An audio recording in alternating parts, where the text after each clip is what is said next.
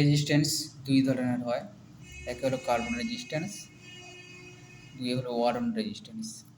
Carbon resistance বলি কেন? Carbon দিয়ে তৈরি করা হয় বলে বলা হয় যে কার্বন রেজিস্ট্যান্স। কার্বন রেজিস্ট্যান্স হলো দুই ধরনের হয়, ফিক্সড ভ্যালু কার্বন রেজিস্ট্যান্স, এই একটা সিম্বল দেওয়া হয়ে গিয়েছে, এটা হলো ফিক্সড ভ্যালু কার্বন রেজিস্ট্যান্সের সিম্বল, যা হয় 1 watt, 4 watt, 2 watt, 1 watt, 2 watt হয়। দুই আছে variable carbon resistance. Fixed value carbon resistance আমি দেখাচ্ছি, এগুলো হলো ফিক্সড ভ্যালু কার্বন রেজিস্ট্যান্স, এই একটা ওয়ার্ডের, এই একটা ফিক্সড ভ্যালু কার্বন রেজিস্ট্যান্স, এই একটা ওয়ার্ডের, এই একটা ফিক্সড ভ্যালু কার্বন রেজিস্ট্যান্স, এই একটা ওয়ার্ডের। এর ওয়ার্ডগুলো আলাদা আলাদা হয়, এই জন্য এখানে দেখানো হয়েছে 8 watt, 4 watt, 2 watt, 1 watt, 2 watt হয়। আর ভেরিয়েবল কার্বন রেজিস্ট্যান্স যেগুলো হলো ভলিউম কন্ট্রোল, এই হলো ভেরিয়েবল কার্বন রেজিস্ট্যান্স, তার সিম্বল এই দেওয়া হয়েছে, এগুলো হলো ভেরিয়েবল কার্বন রেজিস্ট্যান্স, এই ভলিউম।